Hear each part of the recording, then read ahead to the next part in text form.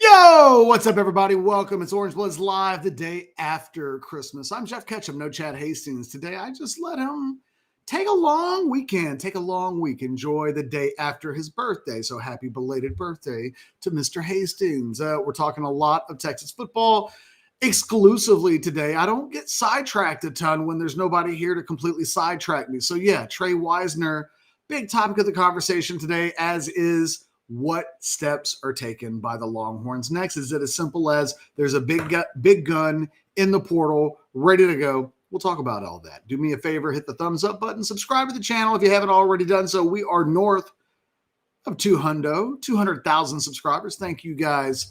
Wow, just kind of amazing. So thanks for helping us get there. And oh, by the way, jump into the Specs chat it up. And if you want to jump into the comments section, if you're not watching this live, jump in, let us know your thoughts on Trey Wisner leaving in the portal and what comes next for the Longhorns. Are you excited? Are you negative? Are you apprehensive? Will you believe an improvement is on the way when you see it, just based on what happened last year with the Longhorns in the portal and all the conversation that went into, obviously, the Longhorns not quite doing everything last year in the portal that in hindsight they would have liked to have done. Let's start with my initial reaction of today's story.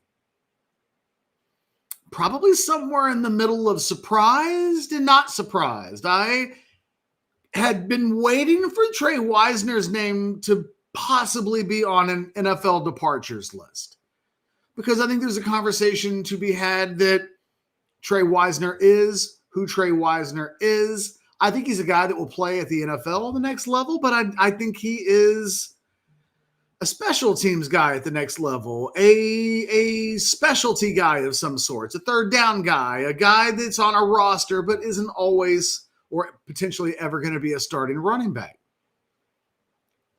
Maybe he's already that, and he can just go be that. This is a guy that's got really good film against really good teams. What you would say about Trey Wisner at his best is he plays his best football against typically the best teams on the schedule. You know, he was 5 yards a carry against Ohio State. He was really good against A&M, really good against Oklahoma. Not as much in these other games. And, you know, there's something to be said about offensive line play. It was not great. I think we can safely say that after a full 12-game sample size. It wasn't always even good or even average at times. And yet you would look at Wisner amongst all of the Texas running backs from this season, and what they didn't do, didn't make yards after contact, didn't make guys miss, and didn't really create big plays. Great running backs do that. They can struggle behind bad offensive lines as well, but if they're great, they will make big things happen, even if on accident on occasion, because they're great. That's what great players do. I think there's a sense that Trey Wisner is a guy that behind a really good offensive line can be a really good player. And when he's on, he can be really on, but he's prone to inconsistency.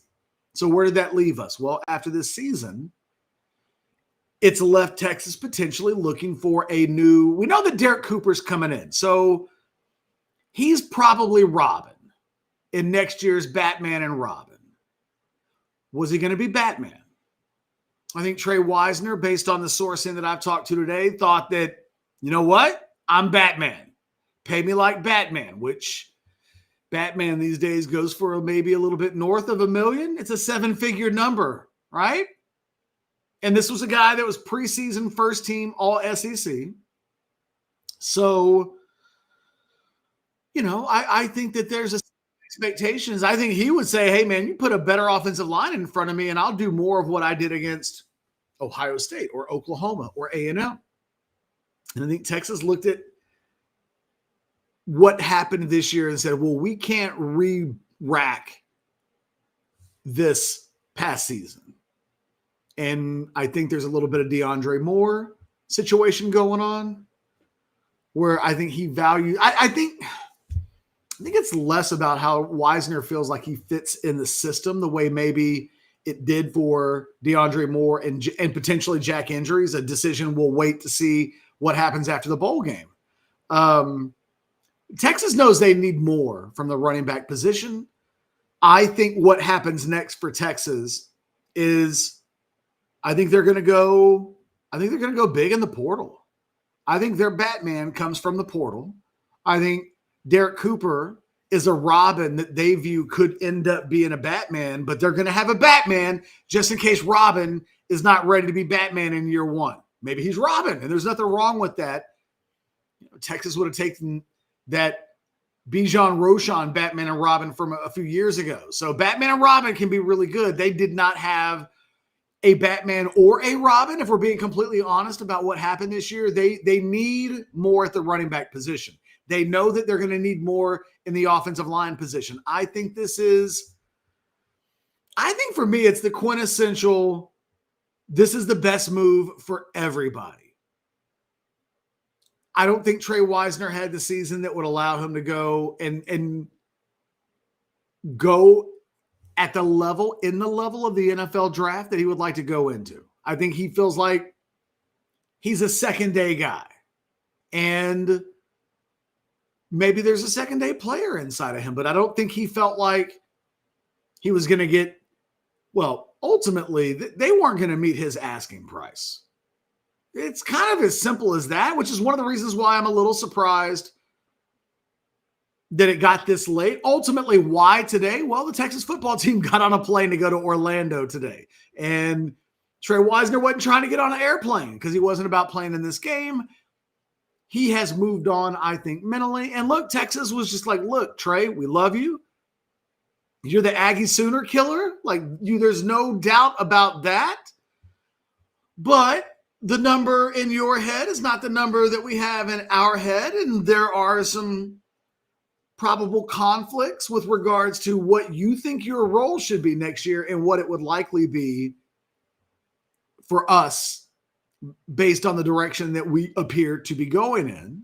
And I talked to somebody this morning. I think Texas feels really good about what they think they're going to have at running back next year. I think they're going to go now for multiple guys at the running back position in the portal.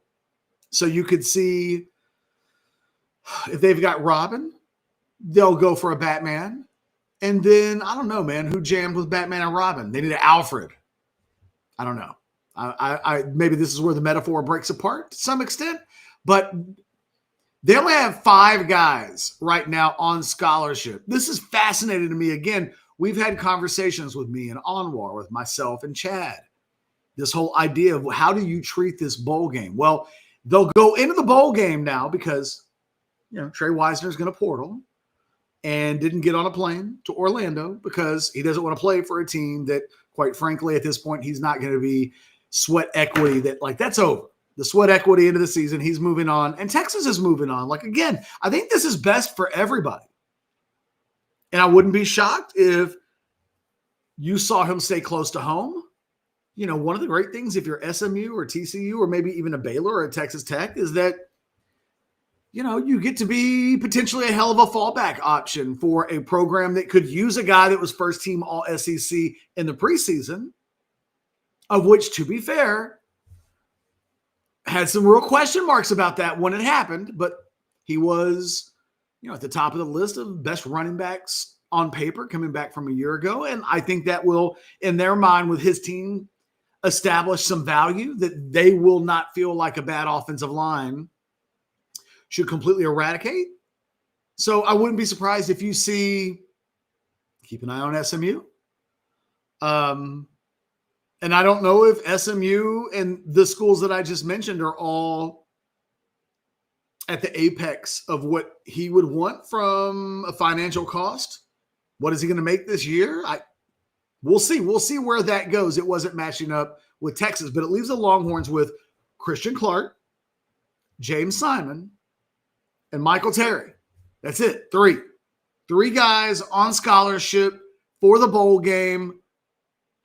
Christian Clark, the leader of that pack, with, 131 yards. I tweeted it out earlier today. You'd think I'd remember the numbers. I'm pretty sure James Simon was at 122. 1 touchdown among the bunch. Michael Terry, no carries. I can't wait for Steve Sarkisian. I believe he has a press conference tomorrow.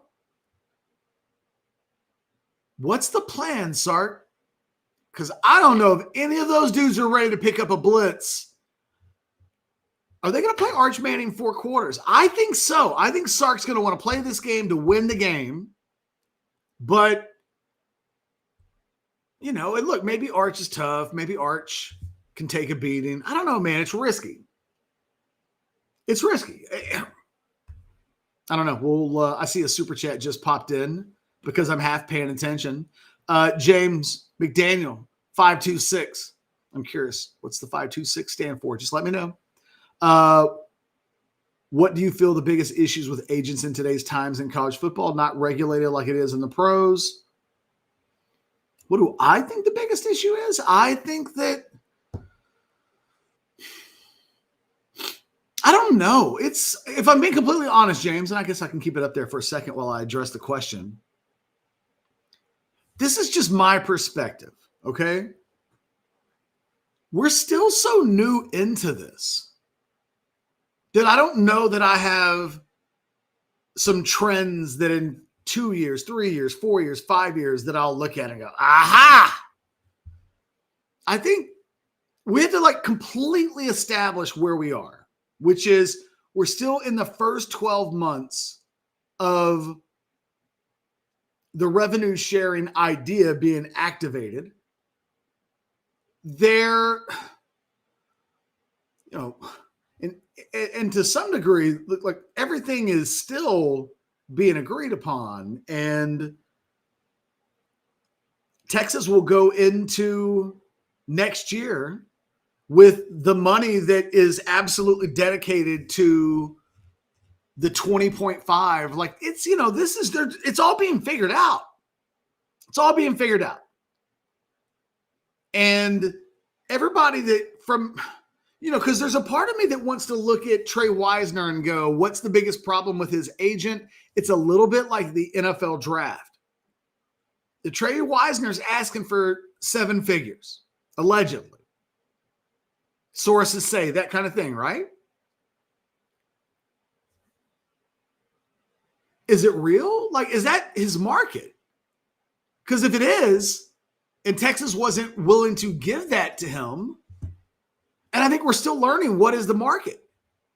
I think Trey Wisner in the open market is going to have some suitors. The question I have for Wisner is, what should he be looking for now? I think if he wants to go to a big-time Power 4 school, I don't think he's going to get $1 million to do so. But I think he'll have options. Big-time schools will look at him and say, man, if you were Oklahoma, and I don't mean to just speak this into the universe, but you want to talk about schools that need a freaking upgrade at running back, Oklahoma is at the front of the pack. Because whatever we think about the Texas running backs, man, that OU group is not great. Not great. They need some guys that can certifiably play. I don't think there's any doubt that Trey Wisner can certifiably play. And if you were either OU or A&M and you were looking at running backs, they've had a real good look at that dude in each of the last 2 years. And he's put a beating on those dudes. So I wouldn't be shocked at all. We see this all the time. As a Liverpool soccer fan, we would always joke, if you played really good against Jurgen Klopp, that was the audition. That there were just numerous examples of that guy played really good against us. Let's go get that guy. It's an interesting way to shop. Sometimes it really works. Sometimes you end up with like Taki Minamino. It's just like, oh, that guy had a game at Leipzig or wherever the hell he came from. It was one of the Red Bulls. Salzburg, actually. And then he just ended up with Liverpool. Didn't quite work out. It happens that way sometimes. Sorry, really weird Liverpool nosedive there. It's been a rogue morning too. I don't know. There's a lot of people, and I'll jump into the chat here in a second. There's a lot of people that are having trouble with this because I think Trey Wisner is a really popular guy on this team. And for Sark, Trey Wisner is one of his culture guys.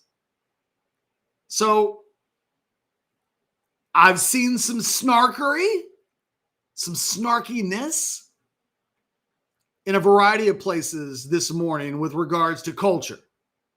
Because how big can your culture be if your biggest culture guy just walked out the door before the plane took off to go to Orlando? Touche. I think it points to what Jimmy Johnson once said.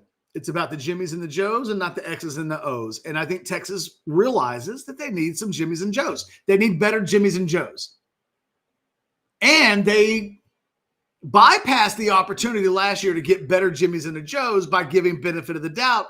They could not do that 2 years in a row. But James, in terms of agents, I guess my instincts tell me that the answer to this question is just the overhyped guys behind the scenes. Trey Wisner. I will say this. It's not like Texas thought he wasn't a really valuable player. The number that I heard that Texas would have paid Trey Wisner to return, even I think in a modified role where I don't think they said to Trey Wisner, we just ain't paying you. I think there's just a little bit of a disagreement about what his value is, what he should be paid. Because he is it's not like Steve Sarkisian trying to run Trey Wisner out of the program. That is a Sark guy. And he has been really good against really tough teams. It's funny, I saw his number. I was on ESPN.com earlier today because I was checking out some game-by-game stats. He only had 500 and change, Trey Wisner, this year, the whole year. 500 and change. But against the AP, it was one of these stats that's on ESPN.com that, hey, kudos to ESPN.com. It was an interesting stat. Context was really interesting. Against AP top 25 teams, Wisner, 80% of Wisner yards this year came against AP top 25 teams. I can't even remember the exact stat. I'm not looking at it, but I noticed it was 400 plus. And his number was like 522 or something like that, approximately. I guess I could go to my own article that I wrote earlier today, but forgive me. I've seen a lot of numbers. But against good teams, Trey Wisner was really good. But consistency over the course of the last two seasons kind of was what it was. I think some people will look at this and go, why? What? This makes me not like college football, that a guy that I really like isn't going to stick around and play for us. And I think this is where my vantage point of college football kicks in. Because I do understand why people would look at that and go, this turns me off, man. I like Trey Wisner. Trey Wisner leaving over money? And it's not just money. I think that's important. I think if Trey Wisner had 1,000 yards, that guy's off to the NFL. He didn't. He didn't have that kind of a season. And so Texas needs something a little bit better, and I think he probably feels like he needs something that's going to be a little bit more of a guarantee on the box. It's not just about money. Money's a part of it. But I think Texas is looking at this and going, are we going to have better options next year at running back going down the path that I think Texas feels like they're going down, which is Derek Cooper, that hay is in the barn? I think it's a hell of an opportunity for the guys on campus to say, don't forget about me. If you're Michael Terry, if you're James Simon, if you're Christian Clark, hey, man, the Michigan game's a showcase. Trey Wisner walking away, because we were thinking, oh, if Trey Wisner's going to play in the game, he's going to play every damn snap outside of some scraps to these other dudes. He's the guy that can pick up the blitz. He's the guy that you'd want on the field on 3rd and 6 if Michigan is about to bring the heat with. And one of the things that you're worried about now, I think, with this game a little bit, how much do you play Arch? Because if you're going to ask him to play 4 quarters, they're going to ask him to do so without any of these dudes having proven they can pick up the blitz. If you're Michigan, why wouldn't you try to put as much stress on an offensive line that's been real up and down all year long? To be fair, though, all 5 of those dudes that finished the season are playing in this game. fingers crossed that DJ Campbell didn't hit the parachute on the way to Orlando. I don't know. It's really interesting. Although if you're Jack Injuries and you're like, they told you, hey, don't leave for the bowl game. Like, hang out. At the very least, hang out for the bowl game. We'll take it one day at a time. Beyond that, after that. Jack Injuries thinking about going to the NFL probably doesn't stick around if it's the KJ Lacey show for 4 quarters. Complicated bowl game. Somebody this week, today, I was like, this interesting set of bowl games. That person, the source that I was talking to, described it as weird, which was notable because I kind of wondered, was he going to say, hey, they're not going to really play Arch? I was waiting to hear. Yeah, no, it is going to be like an NFL preseason game, and not everybody's going to play 4 quarters. And that wasn't said, and I can't wait to hear from Sark because I think Sark wants to win the game. I think he wants to play in the game. I think he wants 10 wins. I think Sark's more old school than new school with some of this stuff. He will want to win the game. And look, I don't think there's anything wrong with that. Play to win the game. Just, I don't know. Man, if you come out of this game with any guy that you're counting on in 2026 with anything more than a damn hangnail, then I don't like it. I don't like it. This has to be the first game of 2026 instead of the last game of 2025. The players are treating it like this. They have a running back room of Christian Clark, James Simon, and Michael Terry. This ain't what 2025 was. Whatever this is, those dudes were not 2025. Michael Terry couldn't even get on the damn field, and we know they needed help at running back. And he was a big-time recruit. So that's who I want to see play. I'm curious. I don't know. Let me see. I'm going to scroll the chat now. One of the things about, going solo and doing like 22 minutes straight of like just stream of conscious monologue, because I took no notes. I got a little notepad on my thing, but there ain't nothing on it. I haven't even had a sip of my iced tea. Chad was right. I would probably be good on Friday without a co-host, and that was before we knew that the Trey Wisner thing was going to hit. I don't even know what the show was going to be today if it hadn't been for Wisner. So let me catch up on the chat. Cotton wanted to know what happened to Ott from Oklahoma. It just didn't happen for him, man. When he played, he didn't do anything. And he was banged up. And talking about, hold on, let me see if I can pop this up. And talking about Wisner, OU still sucks. Nice username, by the way. 250K, yes. 1 million, hell no. Again, I'm curious to see what the marketplace looks like. I think Trey Wisner in an open market is going to have some suitors. I wonder, though, to get 1 mil, does he have to go down a notch? Does SMU willingly pay $1 million, but Ohio State is offering $350? What would you do?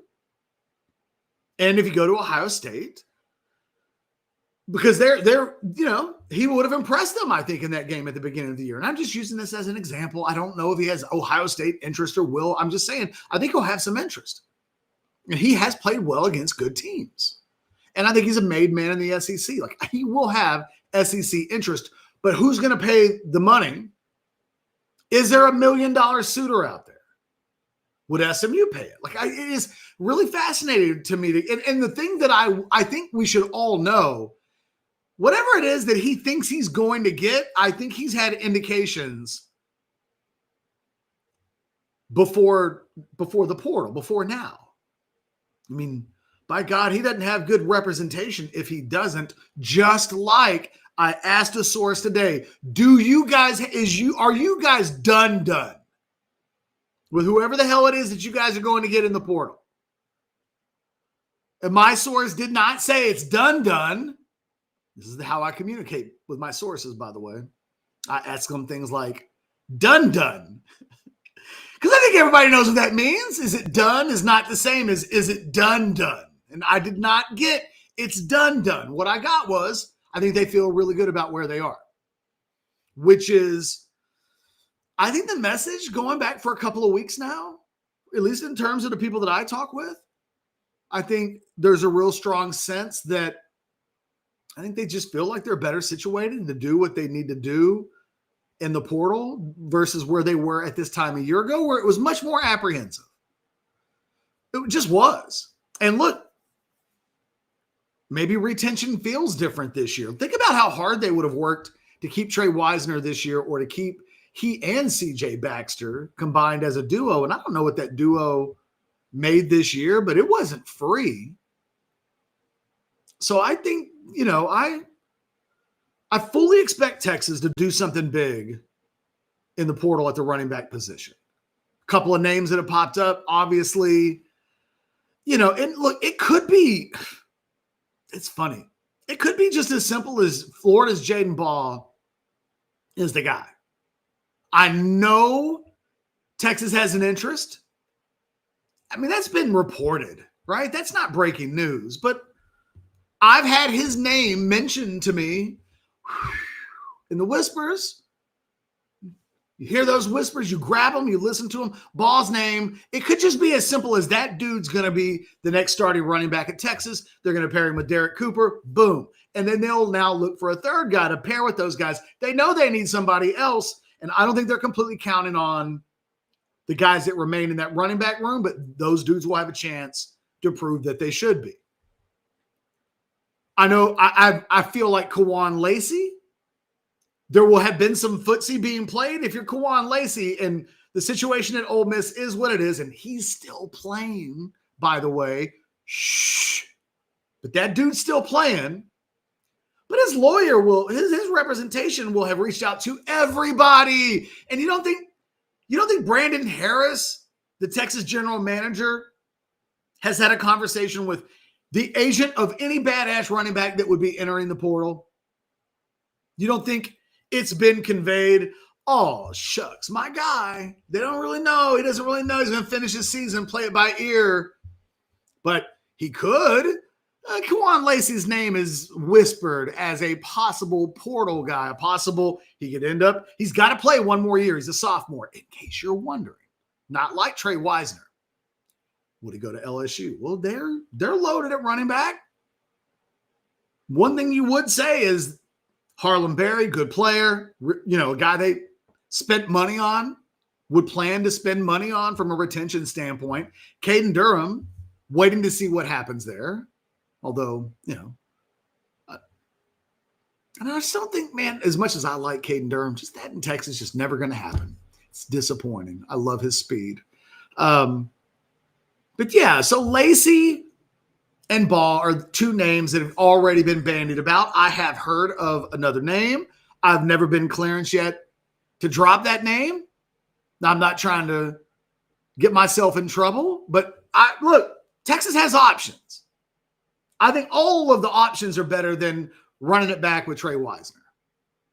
Jaden Ball obviously has the relationship. You just hired the Florida running backs coach. Jaden Ball put a number on Texas earlier this season. What did I say? Sometimes these coaches love it to get a chance. And we saw it with Steve Sarkisian way back in the very beginning. Remember when they took Devin Richardson, the linebacker from New Mexico State? That kid had no other offers. But you know what happened? Alabama played New Mexico State. Richardson played really well that day for New Mexico State against Alabama. They were like, I'll have some of that. Does anybody else want him? No. Do we want him? Yeah. Sometimes it goes that way. Sometimes it can be as easy as that. I will say, I think Texas has options better than Ball, who I think plays on Sundays. But I've heard the names. I've heard some names. I doubt I've heard all of the names. I think Texas is going to spend at a level that's going to get them a guarantee on the box. I'm fast. I'll be honest. I have suspicions of who I think it might be. And I think the smart money is on Jaden Ball. But, man, if you're going to do this, then do it, right? It is the one thing that you want to see Sarkisian and his staff do less of. Pay attention to your general manager. Listen to your talent people. Don't just like the guys that you've seen. That's why you need a general manager who's got some chops. And I think it'd be interesting to see what this staff can do. Trust your staff, Sark. Trust Brandon Harris. Trust him at least 50% as much as the Texas Tech coaches trusting James Blanchard, whose name I now know more so than the Texas Tech coach. Sorry, I'm just kidding. I do know the Texas Tech head coach. I'm actually a fan. I don't know. It'd be fascinating to see kind of where Texas goes here, because I think they'll have better options. I think Jaden Ball's an upgrade of what they have. But you can look at Jaden Ball's numbers and go, well, Jaden Ball's numbers against top 25 teams weren't even as good as Trey Wisner. I think you'd look at Jaden Ball, though, and go, that guy makes guys miss more than Trey Wisner does. I think there are better options potentially. I'm fascinated to see where Texas goes with this. But I think they'll have their pick of the litter. I think every agent that represents a running back coming back to college next year that wants a payday is called Texas. Why would you not? Why would you not? So believe me, Texas knows what is available. They do. And they know what the costs will be. I think they'll know the market better than anybody. And because of that, I do think it makes a situation with a guy like Wisner who's trying to say, this is what I want. I think Texas is like, well, for what you're asking for, we know what we can get. That's the name of the game in 2026. I look at this as a phenomenal, hold on, I got just distracted by Longhorn football edits. I haven't seen this. Longhorn football edit says the agent vehemently disagrees with the reported amount and details. Take that for what it's worth. I don't know what amount and details they're talking about. I can tell you, I heard that the request was substantial, and I heard that there was a difference in opinion on what that number is. If he's disagreeing or denying that, maybe he's right. Maybe I was told wrong. I haven't really reported anything else other than to say I'm not really I wasn't surprised by this. Again, my instincts on this was the NFL, I think, would have been the preferred destination versus a transfer. It's not unlike the decision that a guy like Jack Injuries or DeAndre Moore have had to make. I think all of those guys probably felt like going into the season, a real good chance they're going to declare for the NFL draft when the season's over, that it's not as cut and dry as put them in this position where, if they want to come back, they want to play in an offense that gives them more of a showcase. Because the one thing I would say is the one thing Trey Wisner's agent will know is that Texas is looking and shopping in a big marketplace for running backs, and that they just signed Derek Cooper. So I don't specifically know Longhorn edits what the agent would be disagreeing with, if in fact I've read this message correct. But I would say that there's a lot of nuance to this, and that there's some elephants in the room on this that everybody just has to acknowledge. Wisner absolutely, I think, has way more value than Texas fans are thinking that he does. I just don't think it's with Texas. And then I wonder with what his maximum value is, where and at what level, like what's the trade-off, right? If Georgia and Ohio State is the maximum level, and let's say both of those schools would have an interest, would they be willing to pay as much as a school in a power conference, but isn't one of the traditional powers? That could be anybody. But you know what I'm talking. Texas Tech, quite frankly. That's the decision that I think he'll have to make, and I don't know where that goes. I do think that there's a real marketplace for him. Maybe the agent, interesting. About Chad just chilling. His daughter's home for the holidays, and I'll be honest, like as a father now with an 11-year-old, like I'm starting to realize that my days of being a parent, where I can just have them anytime I want, is somewhat limited. Chad somewhat has that. His college-age daughter is home. And I was like, dude, enjoy the week. Because it would suck, right? He took off Tuesday, took off Wednesday, Thursday's Christmas Day. Come back for a day? No, I was like, no. So I just let Chad off. I told him I'd handle it myself. So no, Chad's still crying. I know he's hanging out with his daughter. Leave that poor Aggie alone. By the way, can I tell you that one of the funniest moments of Christmas, sidebar, and then I'll continue to look through the chat and I'll catch up.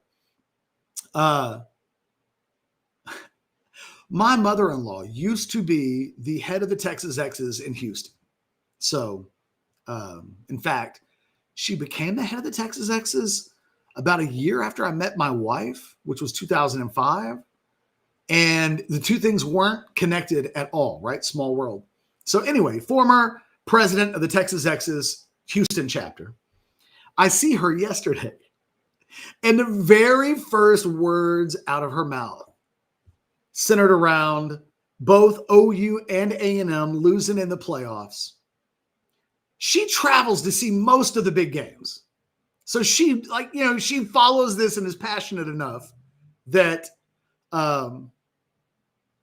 she knows what is going on with the football team, and she didn't care that the Longhorns didn't make the playoffs. She took great, and she kind of cackled when in the driveway, first thing out of her mouth was mentioning that A&M and Oklahoma had lost the way they had lost in the playoffs. And then she let out this wicked witch of I guess it wouldn't be the East or the West. And she really Texas isn't any of those things, really. It's the wicked witch of the Southwest. I don't know. But she was like, ha ha ha ha. It was sensational. And I just thought to myself, holy crap, you weird in her 60s lady took way more enjoyment out of saying that out loud than I would have anticipated. So deep down, I kind of feel like a lot of you Longhorn fans out there must have felt that. If my mother-in-law in her 60s is showing up on Christmas Day and the first words out of her mouth are related to the enjoyment that she still feels because OU and A&M lost in the playoffs the way that they did and are not still in the playoffs. Touche. Fair enough, Julie, fair enough. By the way, Julie's still taking care of the kids. She took them. I got like a whole day. I'm going to go see a movie later. No spoilers, but Marty Supreme is in my future before this day is over. Let's see. I'm just looking. Are there any super chats? Is there Dice Hands? In part because I just like the username. I have a feeling after the bowl is over, no one is going to even be thinking about Wisner. They'll be all in on whoever steps up. You know what, Dice Hands? This will be really interesting. Here's something I would say to look out for. I think Texas is going to have commitments lined up the day the portal opens up. If you'll go back, I bring this up all the time. If you go back to the spring, when the portal opened up, what was that? I can't even remember. Was it 20th? 15th? I can't, maybe April 20th. I'm trying to remember the date. I don't know that it really matters. When it opened up, the day it opened up, Jack injuries, Emmett Mosley, Murad Watson. They committed to Texas without taking visits.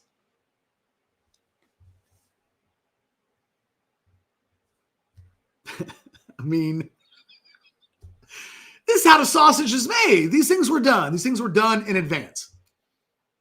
So, come January 2nd, if I'm being completely honest, by the end of January 3rd, I expect Texas to have some announced commitments. There will be some guys that are like, I'm entering the portal, and 24 hours later, they will be, before they will even take, they'll be going to Texas. So, let's think about from a running back standpoint, right? I feel like this could go one of a couple of different ways. If it's Kawan Lacey, well, probably depends on if Ole Miss is still playing, right? So we'll see what happens, but they'll have a game on January 1st. The portal will open up. We'll have to wait and see kind of what happens there. But if it's Jaden Ball, like that could be done fast. That could just be done. And if it's him, I kind of expect that it will be. If this thing, though, and if it's another guy, unless he's still playing in the playoffs, of which I will be completely honest, I have not heard of another name still in the playoffs other than Kawan Lacey. So if it ended up being somebody on Alabama's team, that wasn't the guy. Transparently, that was not who I had also heard in the discussion. I typically don't do that thing where I won't eventually come clean so that it just sounds like I'm always like, if I don't know, I don't know. But sometimes I can't say it out loud. Let's see. This is okay. Jay Notter, according to sources, Trey's influencers were pushing for 1 million and pitch was made right before Orlando travel date. Sounds like wannabe agent and greedy family NIL dollars getting. Is that kind of loopy? I don't know, man. I don't know about all that. The number I heard also there. I mean, but I don't wannabe agent, greedy family. Man, you are worth in this world what you can get, and I'm not going to begrudge a guy if he thinks there's no. This is again. There's like 10 elephants in the room on this. They're looking for somebody to actively replace him. There's a value for Wisner. They would, I think, prefer to have him still on this team, but he's given up snaps next year. They've not been talking and playing footsies with I think agents in the portal on this subject without, I think, having an idea of what the plan is. They're not, well, let's wait and see what happens during the bowl game. And then we'll just, no. That's not happening. These decisions have been made. I'm curious to see if even anything could happen in the bowl game that would impact the fact that I think they're also going to be looking for another running back in the portal. They won't be looking for one. The loss of Wisner means they will be looking for two. Let's see. I'm just going to scroll down, try to catch up. It's always a bad uncle, though. Why can't these guys like have legit representation? And life is just trickier than bad guy, bad uncle. I mean, I don't even know that the uncles would be wrong to say, Trey, this might not be the place for you. This might not be where you need to be next year. It wasn't this year. Forget about NIL and forget about what Trey, this did not work. His line wasn't good. He, again, wasn't always healthy. It just didn't work out for both sides. It's okay, I think, to eventually say that. Let's see. ATX Bates for $4.99 regarding NIL and transfer portal. Some Texas fans acting like the 25-year-old who's just figuring out Santa is not real. It's a business decision. It is. And I think Trey Wisner gets to leave the Texas football program with his head way high, way high.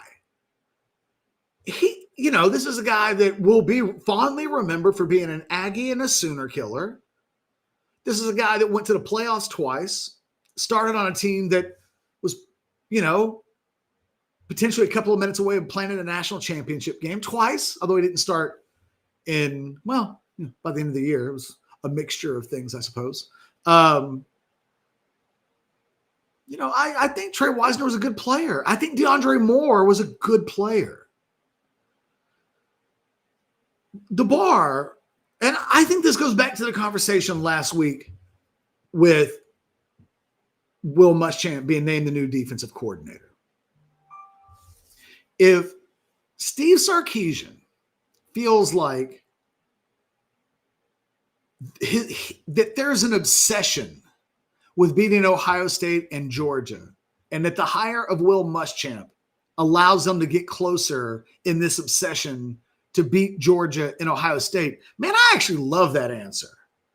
I will almost allow for anything if it's in the name of aggression, if it's in the name of I thought something was kind of holding us back even a little bit, and I won't sit still. I will be aggressive in our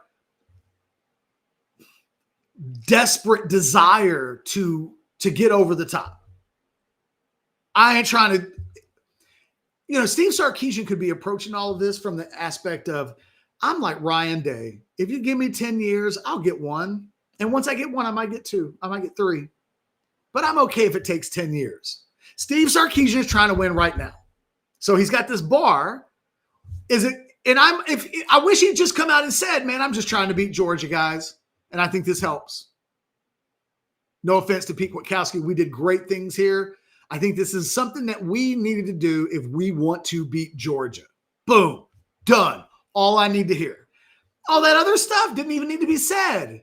I still believe that. Did not need to ever be mentioned out loud. It's all about beating Georgia and Ohio State. And consequently, when we get to some of these player conversations, Trey Wisner's good, y'all. He's a good player. Is Trey Wisner the guy that you need starting at running back, though, if you want to beat Georgia and Ohio State? That's the only question that matters. It's the only question Texas needs to be asking with every single starter that they plan to have on the field in 2026. Is this guy going to help us beat Ohio State or Georgia? If the answer is no, but he'll play well in 9 of the 12 other games, is that good enough?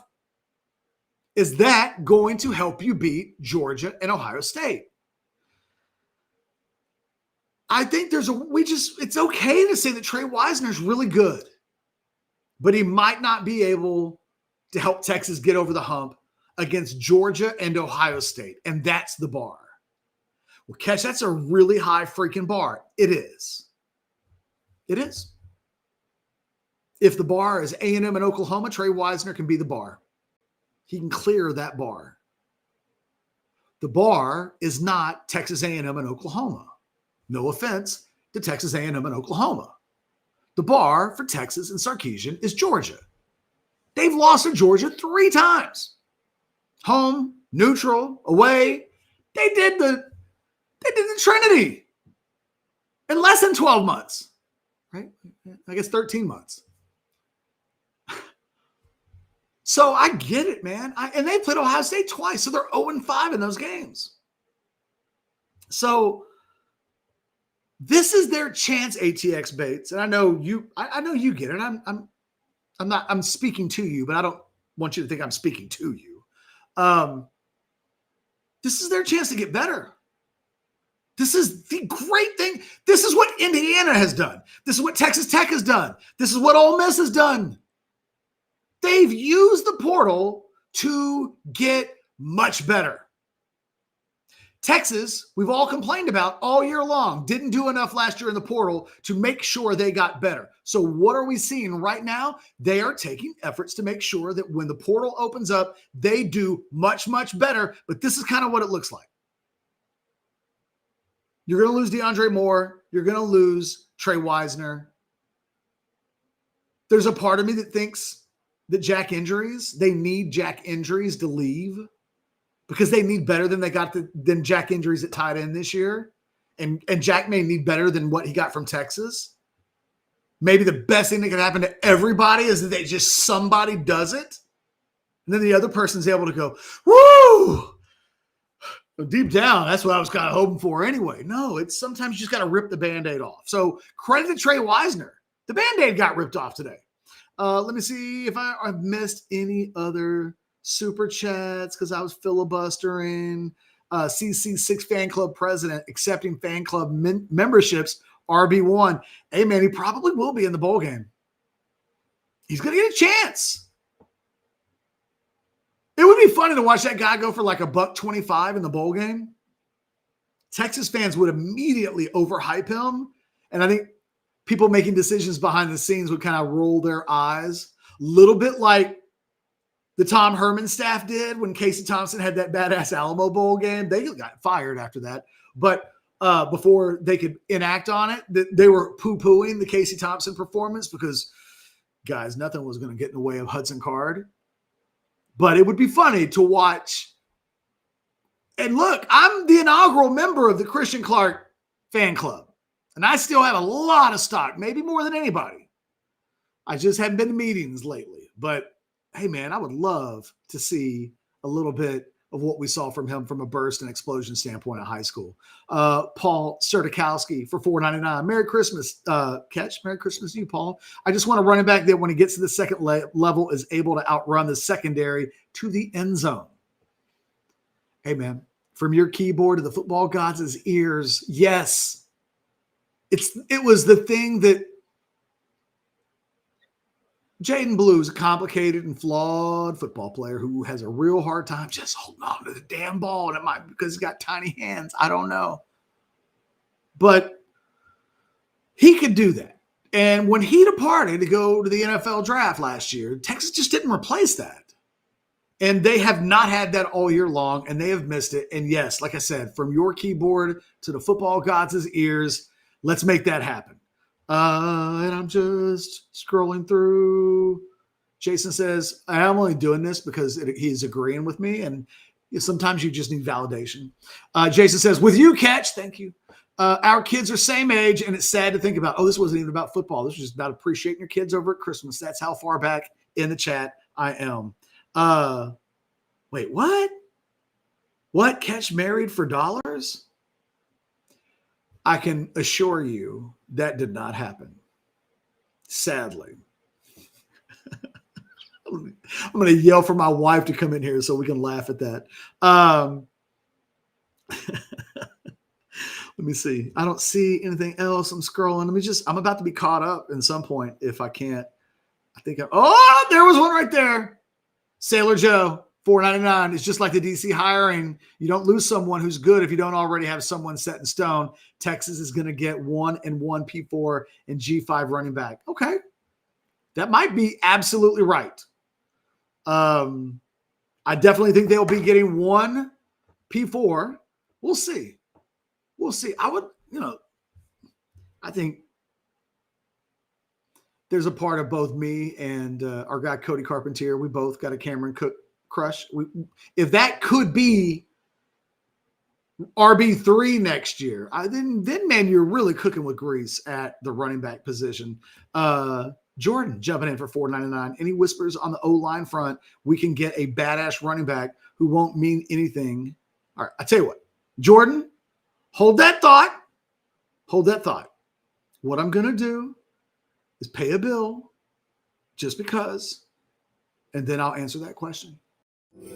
In the wintry land of Specksville, neath the big Texas sky, spirits are lifted and glasses raised high. With whiskeys and wines and champagnes that pop, Specks is the place where the fun doesn't stop. From cocktails that sparkle to snacks that amaze, Specks brings the merry to all festive days. For thousands of ways to spread holiday cheer, come visit Specksville. The fun starts here. All right, we're back. Real quick, the super chat. Any whispers on the O-line front? We can get a badass running back, but it won't mean anything with a badass offensive line. I've heard no concerns. So, look, I would say the same thing I said about the running backs, Jordan. They've known what they've needed. And I think that they will have been very proactive with being in touch with the people that they want to be in touch with. I think they will have a finger on the pulse of what the marketplace will look like. And I don't think many of the names that would have come out so far as being portal guys are guys Texas. I don't think the guys at Texas will really have an interest in with regards to the portal. I don't think they've announced for the portal yet. So stay tuned. Jay Lee for $5. First super was about the biggest problem with agents. That isn't it that they convince kids they are worth more money every season than they aren't? I don't know. Maybe that's what I was saying. Like that's my first instinct, but I don't know that that's what is happening here. And I don't know that Trey Wisner's not worth any amount. I don't know that. This is a market that's still establishing itself. I have seen some outlandish numbers go to players that weren't as good as Trey Wisner. So every time I think I know what the market is, I'm surprised by it. So I don't know, Jay Lee, you may be right. I think there's just a part of me that is still very much apprehensive about the reality that we're just still We're still in the newness. This still has like the stickers. The stickers are still on the car or on the item. I haven't cut the tags off of the sweater yet. By the way, kind of judging my family a little bit. Nobody bought me anything Liverpool related all year long. I'm told you're really hard to shop for. Don't know what to get for you. Blah, blah, blah, blah, blah. I feel like, you know what? Like if you, I don't know, man, give me some Mo Salah coasters or something. I'll be all right. I'll be happy. No one. Lamos. Come on. It's the biggest. Like it's like a sitting duck. Quack, quack. Not even is taunting you, and nobody got anything Liverpool related. Kind of judging the world. Let's see. I don't see any other chats that are like revving it up. Sailor Joe says sounds like Jaluka's high on Terry. Maybe. I've seen him for a week. And I tell you what, if Michael Terry comes out and does anything in a bowl game, I'm judging everybody. No way that dude we've been calling for Michael Terry to get playing time for weeks. I refuse to blame all this on Chad Scott. I refuse to. You know what Chad Scott's running backs didn't do this year? Fumble. I don't put all of that on him any more than I put all of it on the running backs coach previous. I didn't blame Tashard Choice for Jaden Blue not being. I don't blame the coaches for everything. If they play Michael Terry and he rushes for 100 yards,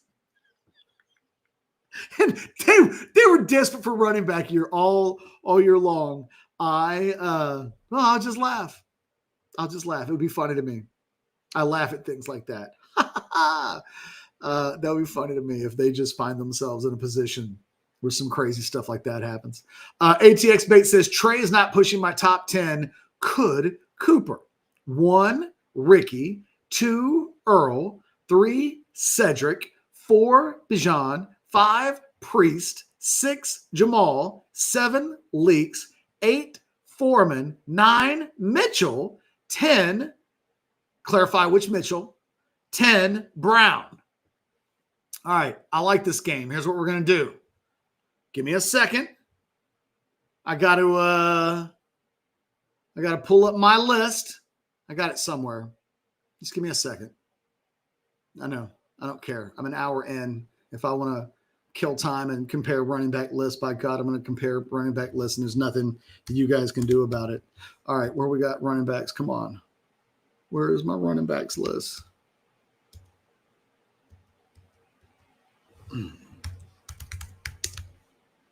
Surely I did a running backs list. I don't see a top 10 running backs list. How have I not done that? Surely I did, and I just missed it. All right, well, look. I can't judge Earl. I did not see Earl with the naked eye. So I always defer to Earl, but Ricky Williams is the best running back I've ever seen at the collegiate level. Saw Adrian Peterson. I can't say that I saw Barry Sanders in the flesh, but I remember Barry. If somebody wanted to argue Barry, it's Barry Sanders. I wouldn't argue too much. But in terms of since I've been in the business, I covered Ricky. I watched so much of Ricky field level. It's just unlike anything I'd ever seen. But so I'm okay with 1 and 2 either way. Bijan for me is 3. He's just more dynamic. He's just better than Cedric. He just is. And I think Cedric's lack of burst, truly, at an elite of the elite level, I think revealed itself in the NFL, where he was a very good but not a great player, whereas Bijan's a great player. He's just great. And boy, here's all I need you to do. Close your eyes and think of Bijan Robinson playing in the same backfield with Vince Young. Oh, everybody always talks about what Vince and Adrian Peterson. Can you imagine Vince and Bijan in the same backfield together? Oh my God, my head just exploded. And I love Ced. One of my favorite Cedric Benson stories is when he was a senior in high school and on his official visit. I was down on 6th Street, and I wasn't drunk or anything, but Benson came up to me. I think he was maybe even wearing a Dodgers hat, and he like taps me on the shoulder or something like that, and I turn around, and I'd probably interviewed him in person a half dozen times. I didn't recognize him. He was saying something to me, and he was like, "Hey, it's Cedric Benson." I was like, "Oh, Ced." Anyway, it's always been one of my favorite stories. The only time I can ever seen an athlete that I knew and just completely forgetting who the hell they were. I think I was just caught off guard. I wasn't expecting Cedric Benson to tap me on the shoulder that night. So I'm going Bijan, and I'll go Ced, and then I'm going Jamal, and then I think you start to. If you're putting Priest that high, then you're just talking about NFL stuff.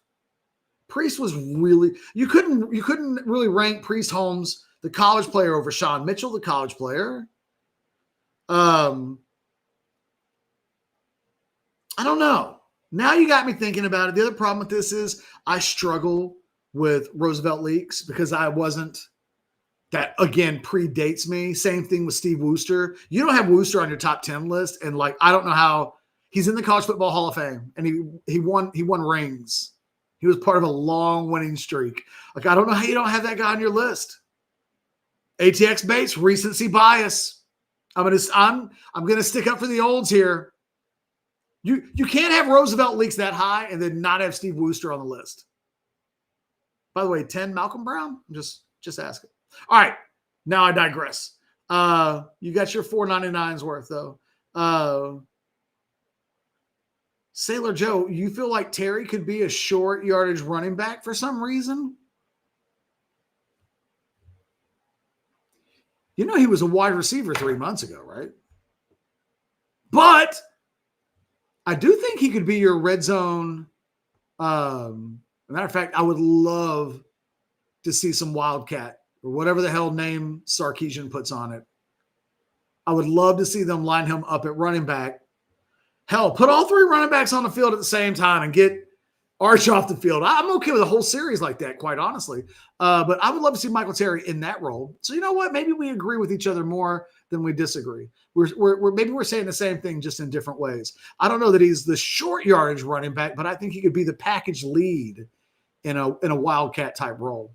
But, I would put a guy like Tyreek Hill back there in that kind of a role as well. I just want somebody who's dynamic in charge of that play. But if I want 1 yard, maybe there's a different guy.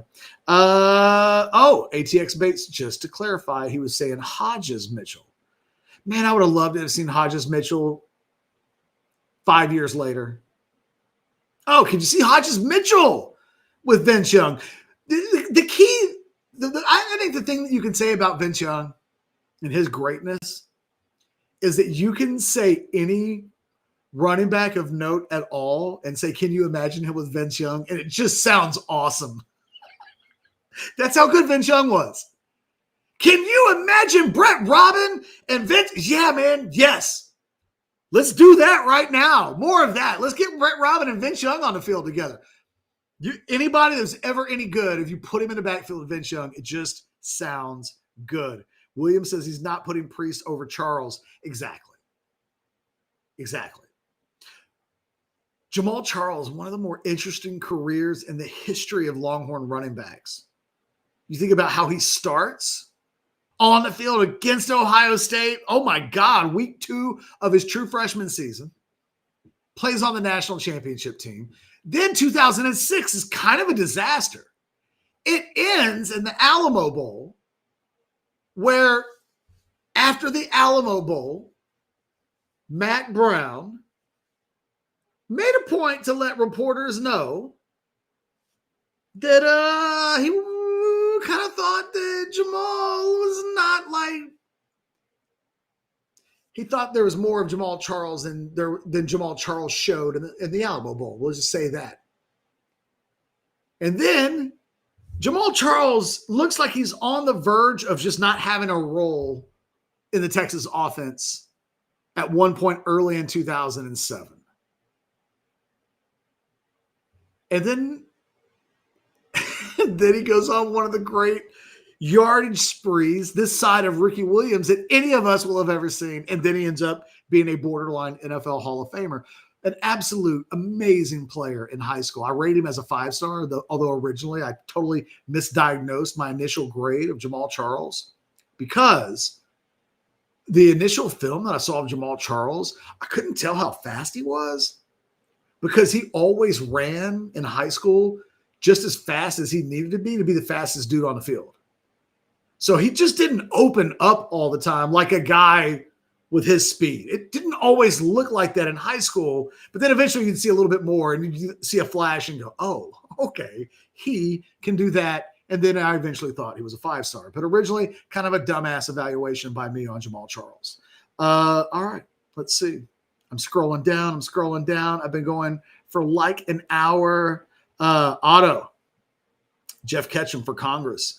Dude, I get myself in so much trouble on social media and these shows on a daily basis. I would not last 5 minutes. Yeah, ATX, Jamal versus 2 A's, by the way. Technically 3, I guess, but 2 consecutively. Jamal versus Nebraska was the single greatest running back burst I've ever seen. It just changed everything. It's crazy how Greg Davis and Mac Brown together kind of just stumbled upon something by accident a couple of times.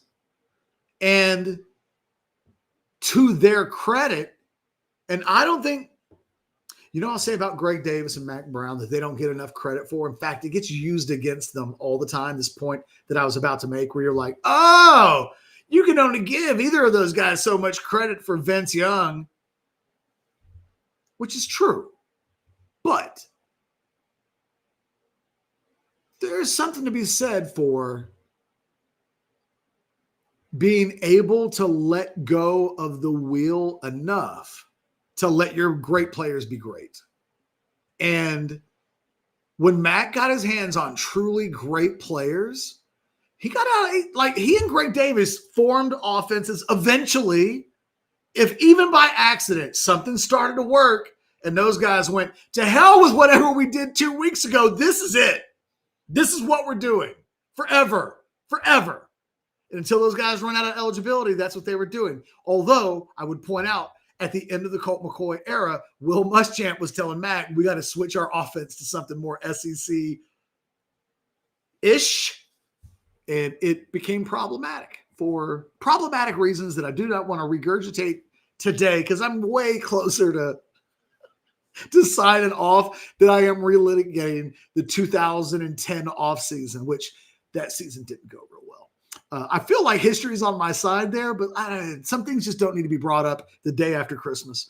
And I apologize. Shame on me for that. All right, that's it. It's been an hour plus on the day after Christmas. I'm going to go see Marty Supreme, so I got to get my game face on. I have high expectations for the movie. By the way, here I'll oh, you know what, Edward? I like your Metcalf shout. Talk about a guy that just played in the wrong era. All right, guys, I'm going to go see a movie.